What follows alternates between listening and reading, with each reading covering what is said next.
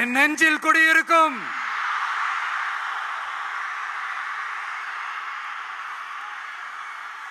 புதுச்சேரி மக்கள் உங்கள் அனைவருக்கும் என்னுடைய வணக்கம். வணக்கம் வணக்கம். எல்லாரும் எப்படி இருக்கீங்க?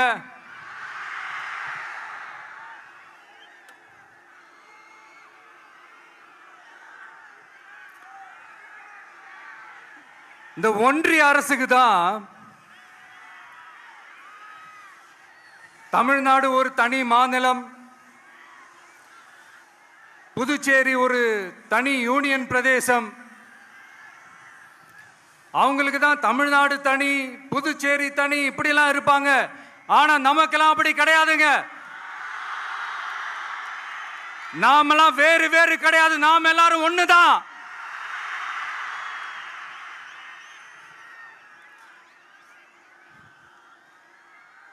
தமிழ்நாடும் புதுச்சேரியும் தனித்தனியாக இருந்தாலும் நாம் எல்லாரும் ஒண்ணுதான். நாம் எல்லாரும் சொந்தம் தான்.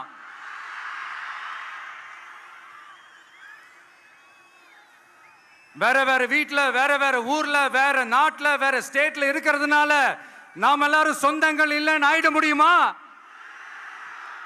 அது எப்படி முடியும்? இப்ப பாத்தீங்களா, ஒருத்தருக்கு ஒருத்தர் பார்த்துக்கும் போது அந்த பாச உணர்வு, அதுதாங்க. அது மட்டும்தான். அது இருந்துட்டாலே போதும், வேற எதுவுமே தேவையில்லை.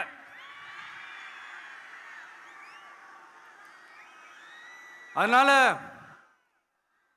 தமிழ்நாடு, புதுச்சேரி, கேரளா, கர்நாடகா, ஆந்திரா மட்டும் இல்ல, உலகத்துல எந்த மூலையில நம்ம வகைரா இருந்தாலும் அவங்க எல்லாருமே நம்மளோட உயிர் தான்.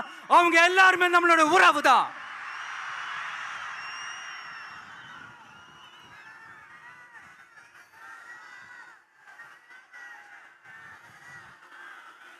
புதுச்சேரினாலே உடனே ஞாபகத்துக்கு வர்றது மணக்குள விநாயகர், அரவிந்தர் ஆசிரமம், வில்லியனூர் மாதான் சொல்லி இவங்க எல்லாரும் ஞாபகத்தில் வருவாங்க. அது மட்டும் இல்ல, மகாகவி பாரதியார் அவர்கள் இருந்த மண், பாவேந்தர் பாரதிதாசன் அவர்கள் பிறந்த மண். அது மாதிரி இன்னும் சிறப்புகளை அடுக்கிக்கிட்டே போலாம். ஆனா அரசியல்னு வந்துட்டா ஒரு முக்கியமான விஷயத்தை பத்தி நம்ம சொல்லியே ஆகணும். 1977 புரட்சி தலைவர் எம்ஜிஆர் அவர்கள் தமிழ்நாட்டில் ஆட்சி அமைச்சாங்க. ஆனா அதுக்கு முன்னாடியே 1974லயே இங்க புதுச்சேரியில அவங்களோட ஆட்சி அமைஞ்சது. அதனாலதான் அப்பவே சொன்னாங்க, நமக்காக வந்தவர் எம்ஜிஆர், அவரை தமிழ்நாட்டில் மிஸ் பண்ணிடாதீங்கன்னு நமக்கு அலர்ட் பண்ணதே புதுச்சேரி தான். அப்படிப்பட்ட புதுச்சேரியை நம்மளால மறக்க முடியுமா? அது மட்டும் இல்ல, இங்க இருக்கிற மக்கள் தமிழ்நாடு மாதிரியே புதுச்சேரி மக்களும் என்ன கிட்டத்தட்ட ஒரு 30 வருஷமா என்ன தாங்கி பிடிச்சுக்கிட்டு இருக்கிறீங்க.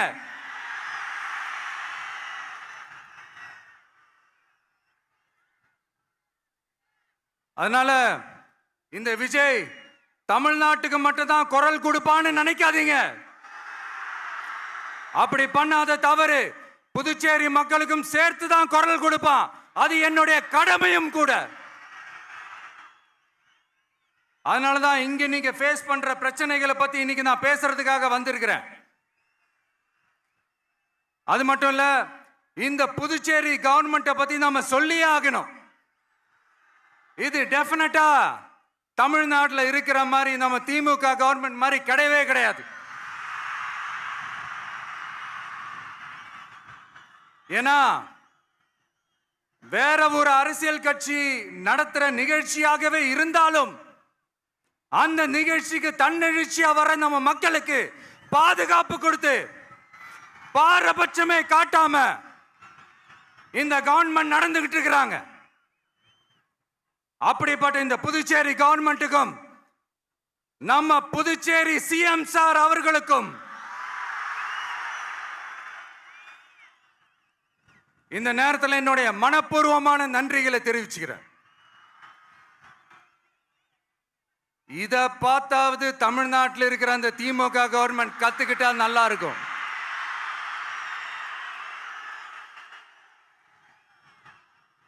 ஆனா அவங்க கத்துக்க மாட்டாங்க. பரவாயில்ல, வரப்போற எலெக்ஷன்ல 100% கத்துக்குவாங்க. அத நம்ம மக்கள் பார்த்துக்குவாங்க.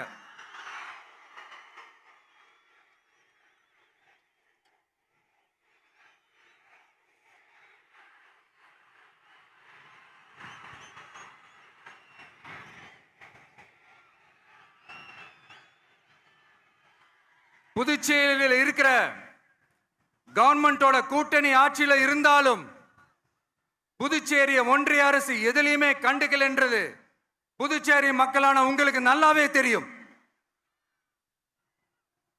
மாநில அந்தஸ்து கோரிக்கையை மட்டுமா கண்டுக்கல, இங்க வளர்ச்சி ஏற்படவும் துணை நிக்கவே இல்லைன்னு கேள்விப்படுறோம்.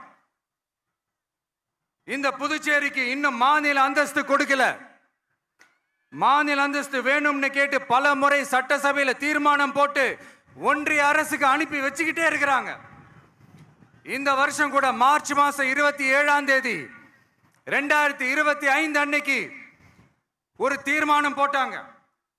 அது மாநில அந்தஸ்து வேணும்னு கேட்டு ஒன்றிய அரசுக்கு அனுப்புற 16வது தீர்மானம். புதுச்சேரி காரைக்கால் பகுதிகளில் மூடப்பட்ட 5 மில்கள், பல்வேறு தொழிற்சாலைகளை மீண்டும் திறக்கிறதுக்கு இதுவரைக்கும் ஒரு துரும்ப கூட கிள்ளி போடல. பல்லாயிரக்கணக்கான இளைஞர்களோட வேலை வாய்ப்புக்காக எதையுமே செய்யல. இங்க ஒரு ஐடி கம்பெனி உருவாகணும்ன்றது எண்ணமே இல்லை. அதை பத்தி யார் பேசினாலும் அது அவங்க காதல விழவே விழல. இங்க ஒரு அமைச்சரை ஊழல் குற்றச்சாட்டுல பதவி விட்டு நீக்கப்பட்டு அந்த இடத்துக்கு இன்னொருத்தரை நியமிச்சு 200 நாள் ஆச்சு. இன்னும் அவருக்கு ஒரு இலாக்காவே தரல. இந்த செயல் சிறுபான்மை மக்களை அவமானப்படுத்துறதுன்னு அந்த மக்களே சொல்றாங்க. புதுச்சேரியோட முக்கிய அங்கமாக இருக்கிற காரைக்கால், மாகே, ஏனாம் பகுதிகளில் எல்லாம் முன்னேற்றமே இல்லைன்னு அந்த பகுதி மக்கள் சொல்லிக்கிட்டே இருக்கிறாங்க. குறிப்பா காவிரியோட கடைமடை பகுதியான காரைக்காலை மொத்தமா கைவிட்ட மாதிரி தான் இருக்குது. இது எல்லாமே முன்னேற்றம் அடையணும். டூரிஸ்ட் பிளேஸ் ஆன புதுச்சேரியில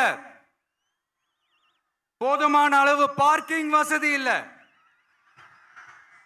போதுமான அளவு கழிப்பறை வசதி இல்ல. இதெல்லாமே மேம்படுத்தணும். புதுச்சேரி கடலூர் மார்க்கமான ரயில் திட்டம் வேணும்ங்கிறது நீண்ட கால கோரிக்கை. புதுச்சேரி மக்களுக்கு ஒன்னே ஒண்ணுதான் சொல்லணும், இந்த திமுகவை நம்பாதீங்க. அவங்களுக்கு உங்களை நம்ப வச்சு ஏமாத்துறது தான் அவங்க வேலையே. நான் சொன்ன பல கோரிக்கைகளை எல்லாம் தீர்த்து வைக்கிறதுக்கு நம்ம புதுச்சேரி கவர்மெண்ட்டுக்கும் அதோட மக்கள் திட்டங்களுக்கும் ரொம்ப அக்கறையா உண்மையா துணை நிற்கிறோம். தமிழ்நாட்டை ஒதுக்குற மாதிரி புதுச்சேரியும் ஒதுக்க கூடாதுன்னு நாங்க கேட்டுக்கிறோம். கிட்டத்தட்ட 20 லட்சம் பேர் வாழ்ற யூனியன் பிரதேசமான புதுச்சேரி மத்திய நிதி குழுவில் இடம்பெறவில்லை. அதனால் மாநிலங்களுக்கான நிதி பகிர்தல் அடிப்படையிலும் யூனியன் பிரதேசங்களுக்கான நிதி பகிர்தல் அடிப்படையிலும் புதுச்சேரிக்கு நிதி ஒதுக்கப்படுவதில்லை. அதனால ஒவ்வொரு ஆண்டும் புதுச்சேரிக்கு தோராயமாகவே மத்திய அரசு நிதியை விடுவிக்கிறது.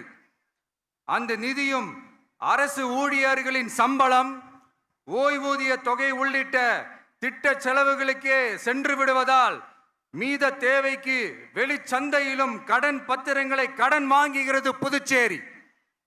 இந்த நிலைமை மாறணும்னா ஒரே வழி, மாநில அந்தஸ்து நம்ம புதுச்சேரி மக்களோட பல்லாண்டு கால கோரிக்கை.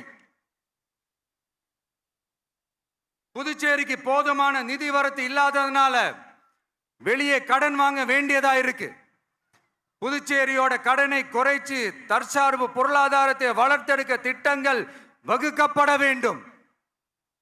மாநில அந்தஸ்து வாங்கினா மட்டும் போதாது இல்லையா, தொழில் வளர்ச்சியும் தேவையாச்சே.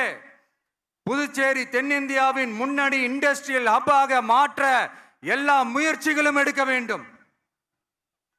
இந்திய அளவில் ரேஷன் கடைகளே இல்லாத மாநிலம் புதுச்சேரி தான். ஏழை எளிய மக்களுக்கு வாழ்வாதாரமே ரேஷன் கடைகள் தான். மற்ற மாநிலங்கள்ல இருக்கிற மாதிரி இங்கேயும் அரிசி, சர்க்கரை, பருப்பு, கோதுமை, எண்ணெய்னு அனைத்து பொருட்களும் வழங்கும் முறை சீராக்கப்பட வேண்டும். கடைசியா மீன் பிடிக்க செல்லும் காரைக்கால் மீனவர்களை அடிக்கடி கைது செய்யும் இலங்கை கடற்படை அவர்களின் படகுகளையும் பறிமுதல் செய்து விடுகிறது. அதனால் நீண்ட போராட்டங்களுக்கு பிறகு அவர்கள் விடுவிக்கப்பட்டாலும் படகுகள் கிடைக்காததால் படு மோசமான நிலைக்கு தள்ளப்படுகின்றனர். இந்த நிலை மாற வேண்டும். நான் மறுபடியும் சொல்றேன், இந்த விஜய் புதுச்சேரி மக்களுக்காகவும் எப்பவும் துணை நிற்பான். வரப்போற புதுச்சேரி தேர்தல் களத்துல நம்மளுடைய தமிழக வெற்றி கழகத்தின் கொடி பட்டொளி வீசி பறக்கும். கான்பிடென்டா இருங்க, நல்லதே நடக்கும். வெற்றி நிச்சயம். மீண்டும் சந்திக்கும் வரை நன்றி, வணக்கம்.